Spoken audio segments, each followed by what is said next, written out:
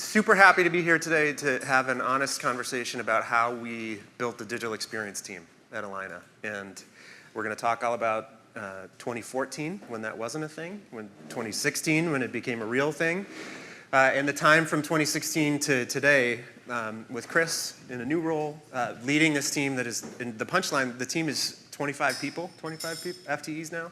So nobody to 25 people working on how to make the best Box One team, I think, that one of the best Box One teams I've ever seen or worked with. So super exciting to be talking about that. What it is and what it isn't in the presentation. So today is a true story. We are not talking about what could we do and how could we do it. This is what we did, some good, some lessons learned that we'll discuss. It is absolutely about transformation. We hope it's inspirational. What it isn't is a hypothetical. Like we said, it's not an operations deep dive. We are going to talk about some operational things that we did to help move this team forward, but it isn't a literal playbook that you can follow. We can write that for you if you'd like afterwards. And it's certainly not a directive. Every single digital experience team is different. Different purpose, different mission. Box One initiatives are different. Box 3 thinking is different. Box 2 challenges are different. So this isn't something that you can literally follow, but we hope it is meant to be a guide, certainly for the conversation. Chris, happy to have him here. Let you talk a little bit about your experience. We'll see if you're still happy at the end of this. So Chris DuFresne, I've been with Allina 3 years. I am a self-proclaimed millennial. And you might wonder, why the hell is he saying that, right? I say that because I'm an old millennial, and in that weird range when people are like, well, what are you? Are you Gen X? Are you a millennial? Are you a Zennial? Are you an Oregon Trail generation, right? I don't really care. The reason I say that is I feel like I'm in a unique spot where I grew up without technology and grew up with technology. I remember dialing on a rotary phone. I'm not one of the people in that recent viral video of how does this thing work, right? I remember yelling at my mom or siblings of, who picked up the phone? And cut off the internet connection, right? I remember going to college and being like, oh, what's your AIM ID, right? And hearing about this Facebook thing and what the hell is that, right? And just being thankful I had a .edu address so I could join it, right? So digital transformation, I'm just starting to realize, has actually just been part of my life. And so it's interesting for me to talk about it because it's really a story of kind of growing up in this weird transformative phase, which is why I bring that up. My background comes from the retail sector. Speaking of extinction, I worked for Marshall Fields. Then I moved to Macy's out of the Dayton's building here. And then I moved to Target. And my last role at Target was Target Canada. Extinct. Okay. So now I'm with Allina. So sorry to all the Allina folks, we will become extinct. Still happy I have you're a pathway of extinction, which is awesome too. Yeah, it's great. It's a great interview question. Talk about fit. Yeah. But seriously, it's interesting because I've found that I thrive in these transforming environments, and that's partly why I want to continue to see how can we do cool things. And a lot of the things that have happened have either been too early for their time or were too, Box 1 or Box 2 thinking. And so it's fun to try to think more in that Box 3 world. And I love what I do. Everything we talk about today, we just are the lucky ones who get to talk about it. There's a whole host of people behind it. Sitting here, our marketing partners who are in the room, my team who's not here because they're working too much. No, just kidding. But our partners from GoKart. So there's a whole host of people. So just know that as we talk through this is not about what I've accomplished or what MJ's accomplished. It's about what a whole lot of people. Mark was one of our partners in crime in the early days, is my understanding. You were involved with us prior to my arrival. And so just want that context as we go. I can't top the Target Canada situation.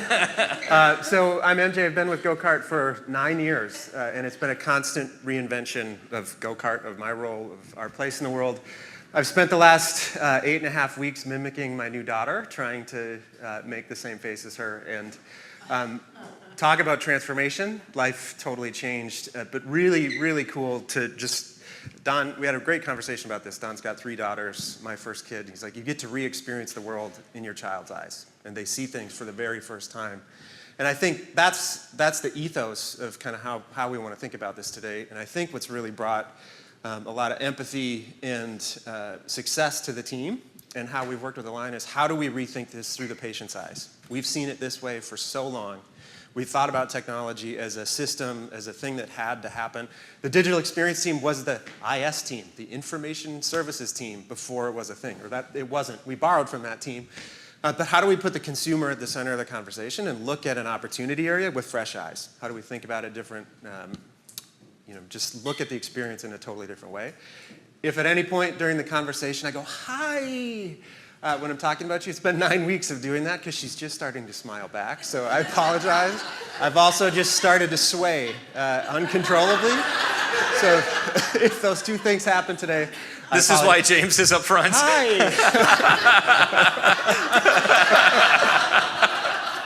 That wasn't planned. So a bit of background. GoKart and Allina have been working together since 2014. As Chris alluded to, Mark and I and a super small group of the executives at Allina said, what could digital be? What could digital be in the future? How do we think about it? What's Allina's role? And we really just thought about what the new capability could be, and what is this digital thing? What's going to happen to healthcare with the new advent of technology and just an entirely different technology set looking forward? Allina's not small. And Chris talked just a little bit about the scope and size of what we're dealing with here. Yeah. So we are, when I came to Allina 3 years ago, I had been a patient of Allina for years. Never realized the scale. So we have 12 hospitals in the Twin Cities. Some you might know of: Abbott Northwestern, United, Mercy, and the Unity campus, St. Francis Regional Medical Center, et cetera, et cetera. So there's a number, and over 100 clinics. We're 27,000 people, about $4 billion in net revenue per year. And you might wonder, if you're not in healthcare, what the heck is net revenue, right? It's after all the insurance discounts. So if we want to sound cool, we say we're a $6 billion company. But if we want to be realistic, we're really a $4 billion company because we never actually are going to get that $2 billion in between there. So we're big, we're complex, and as I was thinking about our presentation, as I was sitting here, I was like, yeah, healthcare really is complex. And what's cool is we paid UCare to put this billboard in behind us that says health plan decomplicators. That is false advertising, right? Because the words health plan, decomplicate, and Medicare are all on the same billboard, right? Healthcare is complicated, right? And it's always going to be, but how do we simplify it for the consumer? Because it shouldn't be as complicated as it is. And that's what GoKart has helped us to do. Obviously, as Don was saying earlier, technology is a big part of digital transformation, but the other 4 human components is where it's really hard. The technology part is actually pretty easy. And that says a lot because it's really not easy in and of itself, but when you compare it to the human side, it's challenging. So we're complicated. We knew that we needed to do something, and we need to do something. We have not cracked this nut. We needed to figure out how do we improve the customer experience, and we looked at it digitally, and we're continuing to transform even internally about looking at things digitally because digital is just one channel. Mm-hmm. You come in physically to our buildings, you interact with us digitally, you call us on the phone, which now is kind of digital because it's all over the web, but there's so many different ways, and digital is just one of those components. So historically, and still, there's many layers of friction for our consumers who want to come leverage healthcare. And even just introducing this word of consumer is really targeting one of the sacred cows of healthcare, which is it's all about patient care. And it very much is, right?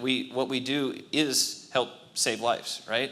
And there are some things that happen in the technology space that could cause somebody to die. And that's a lot different than figuring out how to get toilet paper on a shelf in Canada, right? Which has been fun.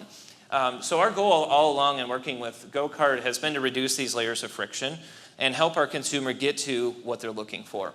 We call them a consumer because a patient conveys you're sick. And healthcare more and more is trying to keep people healthy and change the model of incentives from this fee-for-service model to getting paid for great results.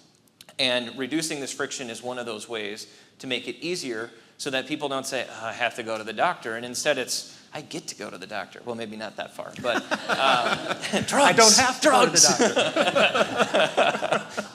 doctor. Sorry, I'm sarcastic and inappropriate sometimes. So that's what our goal has been, and we'll walk you through some of the things that we've done to reduce that friction.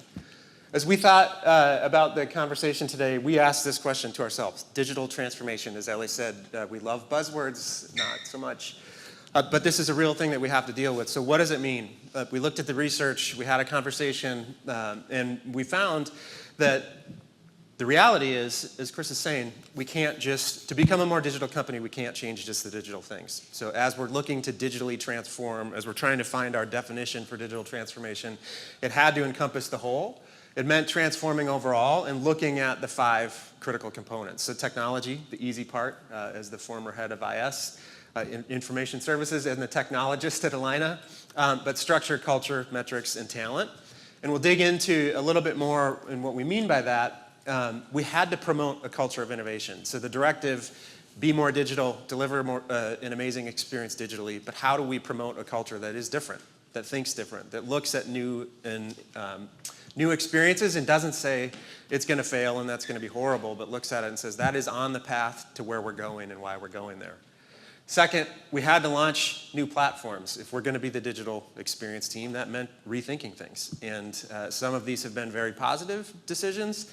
Some have caused a lot of friction. So, if we launched online scheduling for the first time. Sounds simple. I can book anything on my phone. I can book a meeting in Google in less than 30 seconds in a room and add people to it. But how do I book an appointment online?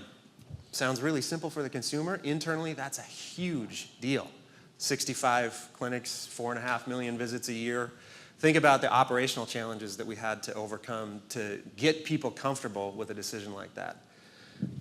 Metrics are one thing, and we have North Star metrics, and we're going to talk more about that, but how do they promote cross-team collaboration? So if your metric is whatever it is, and it's only for your team, and you're not thinking about how that impacts the whole business, we looked at how do we come up with metrics that can actually get people working together and not fighting with each other. We've adopted human-centered design practices, and that's been really awesome to see people talk about the consumer first and not look at what has been or why it's been that way, but look at how might new things be made. We've got executive leadership for digital transformation now, and we're going to talk about that and how it lives at the topmost level of the organization. What we aren't going to talk about, but what has been a critical part and is a critical part of Allina's transformation is investment into digital competencies that they don't have. So buying companies, there's an acquisition that happened during this time. Investing in new companies, Allina joined a VC fund recently. So Allina is very active in digital competency acquisition, whether it's investing or buying. But we're really going to focus on the top 5. These are the things that we've been attacking day in and day out, and how we really drive a new culture, improve the experiences, launch new platforms, and get people working together with new leadership at the top. All that said, our strategy was super simple. We can put it on one stock photo. Satisfied customer is the best business strategy of all. Licensed stock photo. Licensed stock photo. We did, Creative Commons license, yes, it actually is. And this is it. I mean, it sounds super simple, but how do we deliver good experiences and good service to our customer? We're not the only ones that think this way. I'll read this quote for those in the back. I love it. It's from Jeff Bezos, CEO of a little company called Amazon.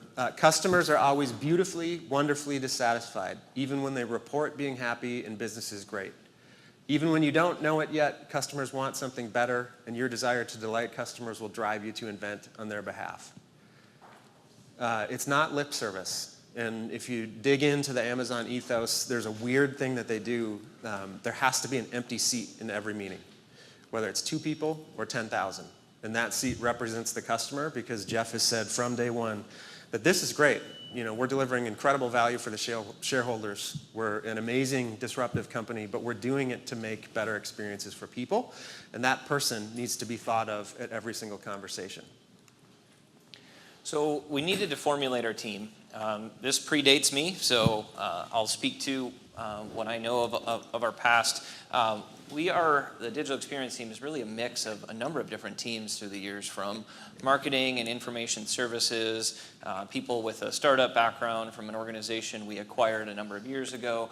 And our goal is to be a blend of technology and the business, right, or operations.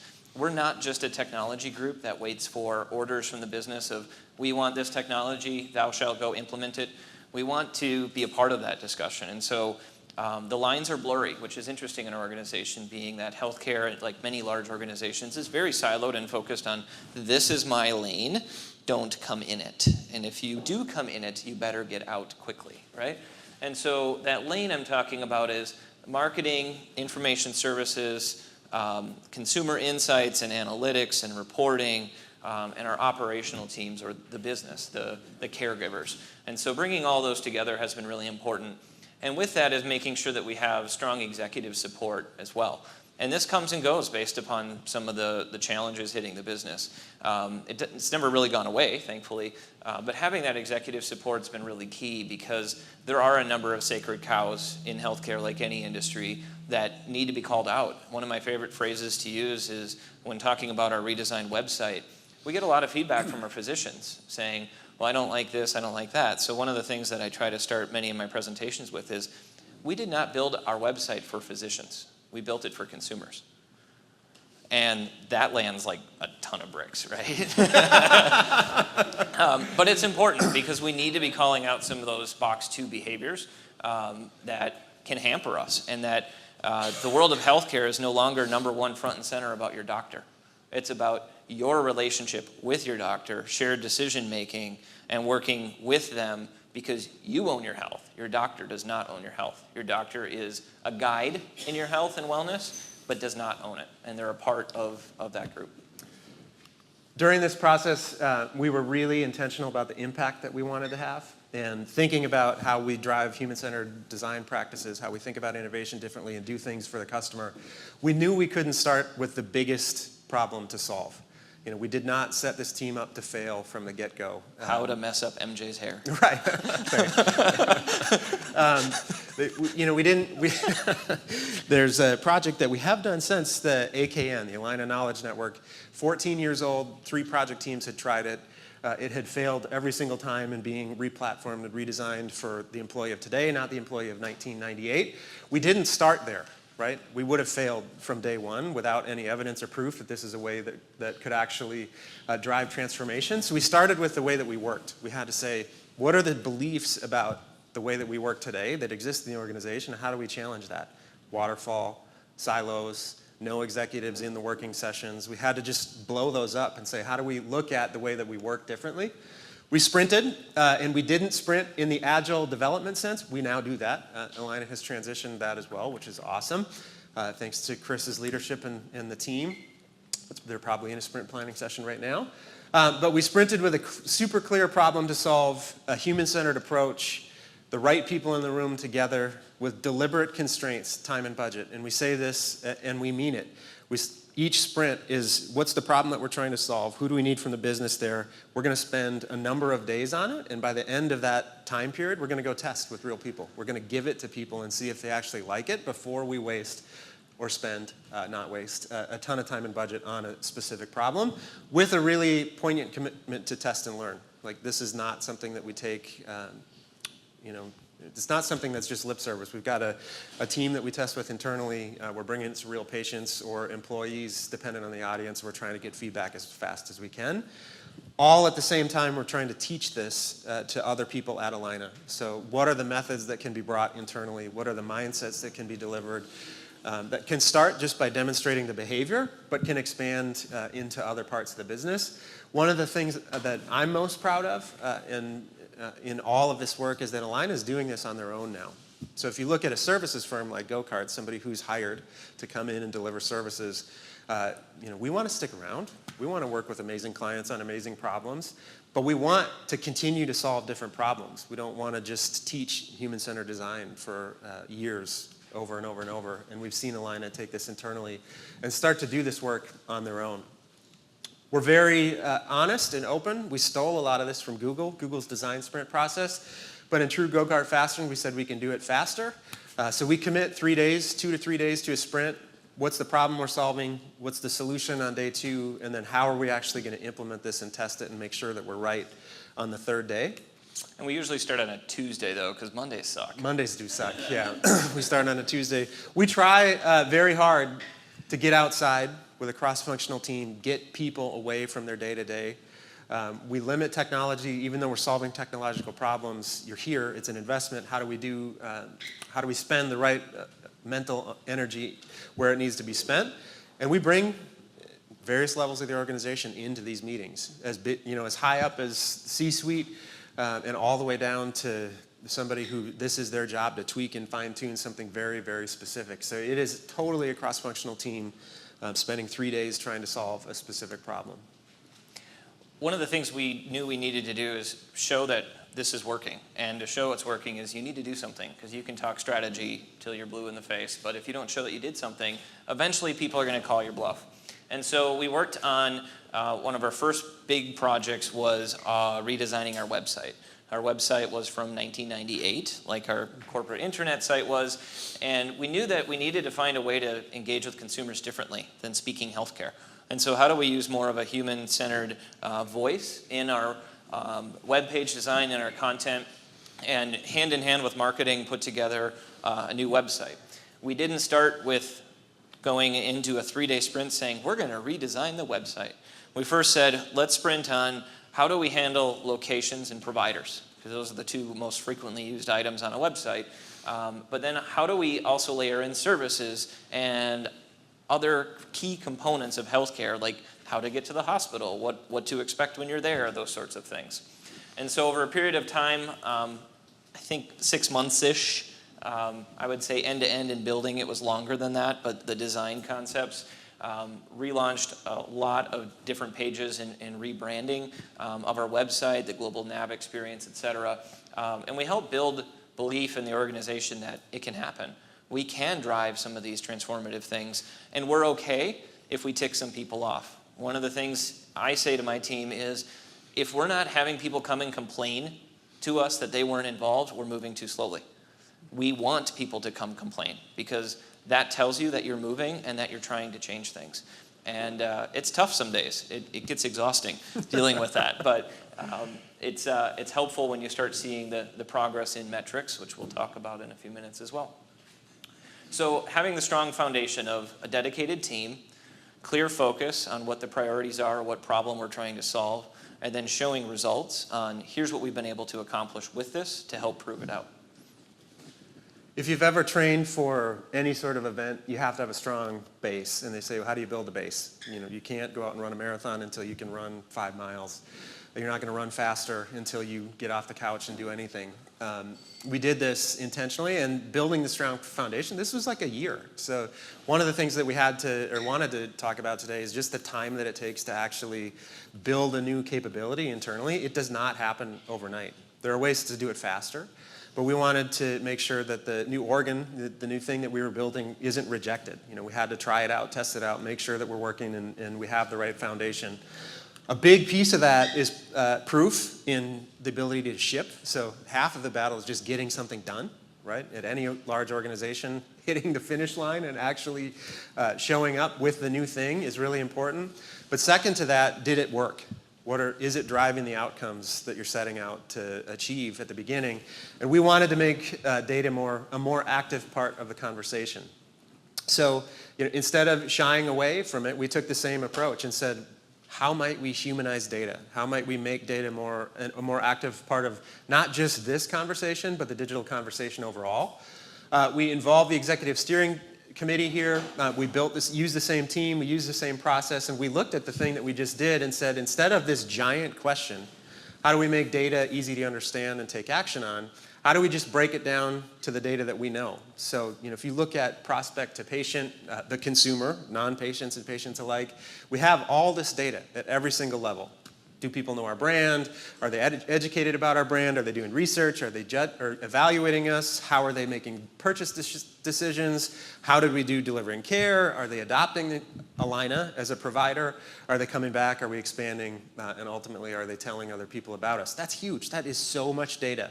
But, right? If it's just about making data a more active part of the conversation, we didn't want to tackle this all at once. And as an organization, too, sorry, just thought that came to mind if you go back one, is we were focused a lot on adoption, retention, expansion as metrics. These other ones were kind of foreign and unknown to the organization. So leveraging human language and speaking simply rather than speaking in number of impressions and conversion rates and bounce rates and all of that stuff. How do we put it into terms that people understand so that we can help educate our executive leaders and all of our team members as we go through the process?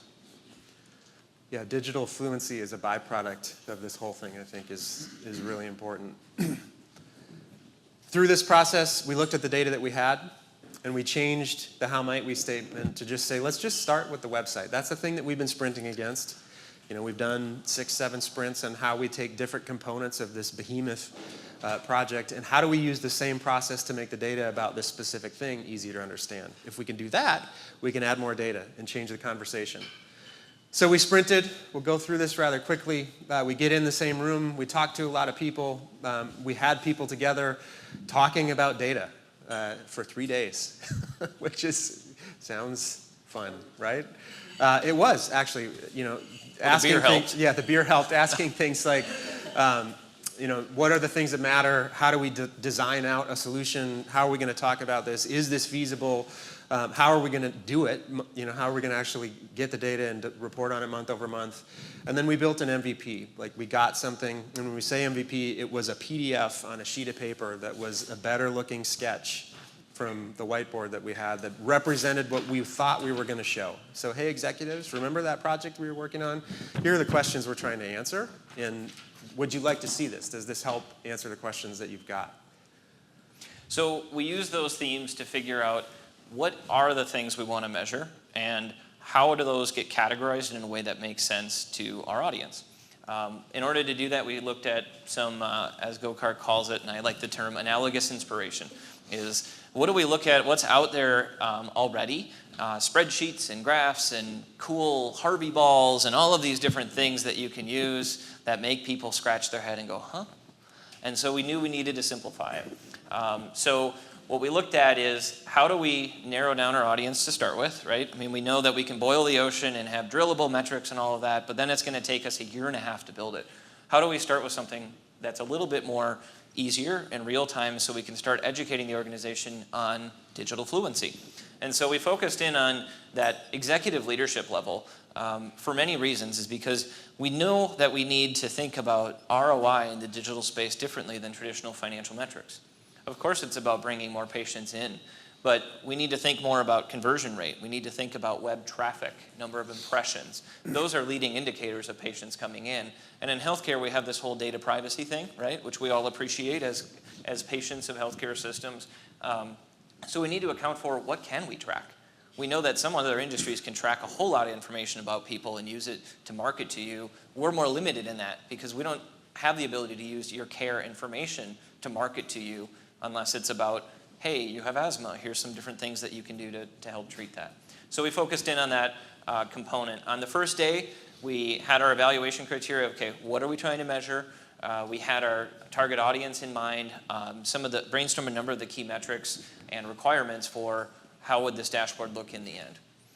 A number of themes emerged related to human language. So do people know about us as Allina? Is it easy to do business with us? Are people engaging with us? And are they satisfied with their experience? So those are the 4 kind of normal speak buckets of metrics that we came up with in that first day. And going back to the conversation about how do you make data cross-team, like, there isn't a single team that can answer this question or solve that. If it's a problem, not enough people know about us, the solution team around that is not just marketing. Or are they satisfied with the experience? That's end to end. From the time you hear about us until we deliver care. That can't just be one team's initiative. So we're looking for things, A, in human language, but B, beyond just the scope of any one individual team, per se, inside of Allina. So we found that the major theme that kept coming up is this concept of human language, and then making sure that we had things organized in a way where we could gather the data, because having these metrics that you want to measure is awesome until you need to figure out how to make it work. And that's what we focused in on day 2. So clarifying roles and responsibilities, who's going to get what data, who's going to organize that, who's going to help us put it into the dashboard, where are we going to automate, and where are we going to do it manually while we figure out, are these really the things that we want to measure? So the outputs of it were a dashboard with human language that had our core KPIs, talked about the data and the systems and where we're getting it from and who those owners are, and the overall process for compiling this dashboard on a monthly basis. So what we did then is we took it from the sprint to our MVP, which was the mock-up that we brought to our exec steering to say, hey, we think this is what you might want to look at. What do you think? And we made some tweaks on that, and we continued to evolve that, and that was all before we built anything. And the feedback we got was they loved the language, it was easy to understand, it was clear that we can take action on it, they wanted more, and to expand on the insights. So we built the actual dashboard. Here's a version of it, a little bit stripped down just because we have some inside information that we want to keep on it. But we looked at a whole lot of different things, leveraged Google Data Studio because none of this was like PHI or protected health info. It was really business operations data. And GoKart helped us put that together. And then we take those metrics and we put them into regular words. So it's great to see a chart, but a lot of times people want an interpretation of what is that chart telling me? And we use these categories of so what and now what. So here's what it's telling you, and here's what we're going to go do about it. Because you can have all the fancy dashboards in the world, but if you don't do anything with them, what good are they? And that's how we leverage this, is to say, here's what we did, here's how it's proving out. We've actually found that some things that we go and do actually hurt our scores. So CSAT, for example, customer satisfaction, takes a dip when you change things because our human nature is we love change, right? We love when a website changes or when Target remodels and you go in and go, shit, where are the cheese balls, right? So from then we expanded the impact of this across more people than just DigX, not just the sprint concept, not just the metrics. A lot of the metric concepts are being leveraged by our marketing team, taking it from just a web experience to more of a brand scorecard. And how do we measure our impact in the marketplace in different ways? The concept of market share is not really known well in healthcare, which is mind-boggling for many industries. And how do you continue to grow with your core business in a marketplace is something that we're spending a lot more time looking at. So talking a little bit about some of the timeline, in 2014 we talked about this is where we knew something needed to happen. We needed a tops down and a bottoms up, grassroots, all of the above. 2015 and 16 is when we started testing the sprint model and leveraging it, formalized the team in 2016, and then continued to expand the team's capabilities and the team itself in 2017 and 2018. So the team today is about 24 people. We have a number of contractors who help us too. This is our number of employees. The 24 and the core capabilities that this makes up are AllinaHealth.org, so our public-facing website, our Allina Health account or patient portal, which includes MyChart, which many in this marketplace are familiar with. It also includes our intranet and various employee experience web apps and mobile applications. So that 24 is not specific to the website. It's all of those different products. The other thing, and the partners that we work with have been really key because, for example, with mobile apps, I don't think I can hire, recruit, and retain talent for iOS and Android development in-house. And that's just because of the marketplace, right? So how do I leverage a vendor but have my staff be working with that vendor very closely so that we retain that knowledge and we have a relationship with that vendor? So we work with GoKart for our design work. We work with other vendors like Object Partners for some of the app dev work. We do a number of things in-house, especially for the website as well. Zeus Jones from a branding perspective and other vendors. It's been great working with GoKart because they're not territorial about, well, you have to do everything with us. It's like, yeah, there's certain things you guys are really good at, and there's things that we're going to need help elsewhere from, and getting other perspectives. So it's been great to bring those together. One of the things that we've had to also do is shift our thinking organizationally from a project mindset to a product mindset, which we're still doing. We're very early in this. Project has a start and an end, right? But digital doesn't have a start and an end. It might have a start, but the end is who knows, right? And so how do we continue to evolve and iterate on what we build? And we message that out to the organization a lot of, look, we're not setting and forgetting this website, because if we do, we're going to continue to have failures like we have in the past. We need to continue to care and feed for it, and that's why we're trying to get people out of this project mindset and into more of a product mindset. So over time, evidence builds momentum. So how do we start showing traction? Here's how we're doing it, here's what we're doing, here's the results, and then here's how we're doing it again, and continuing to build on that.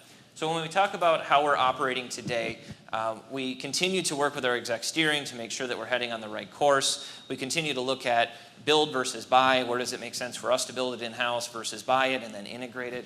And continuing to look at our backlog of projects. We use the data from our dashboard and other sources as input into our prioritization. Data-informed decisions is a phrase that I've globbed onto rather than data-driven. Because you can take data and take it at face value and say, we have to go do this. But data doesn't always tell you the full story. You need to talk to your consumers. You do need to talk to your business and understand what are the business drivers as well. So bringing those together is what helps us inform our decisions. So this strong foundation of having a dedicated team, having a clear focus, and having proof of delivery has helped us accomplish a number of awesome things over the last couple of years. Some of those, like we've done 21 different sprints, and we didn't just sprint and then say, okay, we got a fancy PowerPoint, we're good. We went and built stuff with that. We have our new intranet, and we're continuing to roll that out and expand it. Multiple mobile applications, our open scheduling on our website, APIs with our EMR, and using APIs in order to render information to our patients how we want to. We have our brand new AllinaHealth.org website, which is actually kind of fun to watch our local competitors, including Mayo, suddenly relaunch their websites and, it looks a lot like ours, right? So copying is flattery in this business, right? So we need to continue to evolve, and that's what we're doing. And so we've also started to, as an organization, form a consumer insights team. And so we're in the process of hiring a VP of consumer insights to come in and help bring more consumer data to inform the decisions that we make organizationally. So we did all that, and there was no Digex team 2.5 years ago. And I think that applaud to the Allina team for really. We get to, like Chris said, we get to sit back and present about it, which is awesome. We get to take credit for everybody else's really hard work. But it's true, it's been amazing to watch, and it's been more amazing to see the feedback that we're getting on the back end now from real people saying it's easier to find where I'm going. I can make an appointment online. Like, yes, internally we hear people saying, you screwed up my job, it's harder, I had to do all this stuff. But the people, the consumer that it matters most with, more and more positive feedback from them. Key takeaways here. We are going to say this over and over and over again today. Transformation business is a team sport. Transformation is absolutely a team sport. And the things that need to change are mostly human things. So how do we just respect each other, work well together as we're evolving our culture, structure, thinking about metrics and talent? And transformation is just a buzzword unless it helps deliver on your customers' needs. It's not about us as business people. It's about how we take the assets that we have, the mission that we've got, the work that we're doing, and really evolve the experiences that we're and value that we're delivering for our customers, not about us. And going back to what Bezos said, customers are always wonderfully dissatisfied, even when they report being happy and business is great. So Box One teams, we need to be better, and we need to do better. And even when we're hearing in all the metrics and all the dashboards that we have, everything is green, something else is going on. And they're dissatisfied and somebody else is working on a Box 3 initiative that's founded or rooted in a belief that we've got. And how do we get out of our own way and be great in Box 1 and start thinking about Box 3 and do that in a way that both can succeed. We have to do that. Having the leadership involved, this is Penny Wheeler, our CEO, and her direct reports, many of them involved in our exec steering, has been key, and keeping them informed as we go along, getting their input and buy-in has been really important and has helped us build trust. And then that brings with it empowerment, which also brings with it accountability. Mm-hmm. And that's where things can get challenging too, is keeping expectations in check. We're watching the clock here. Chris has got to go present a lot of this to the board today, just talking about how this has evolved and the impact that this is making in Allina more broadly. So it's not just what we're doing, but why we're doing it, right? And data, how do you have data be your friend, your ally, to make data-informed decisions? So use the data, but don't only use the data.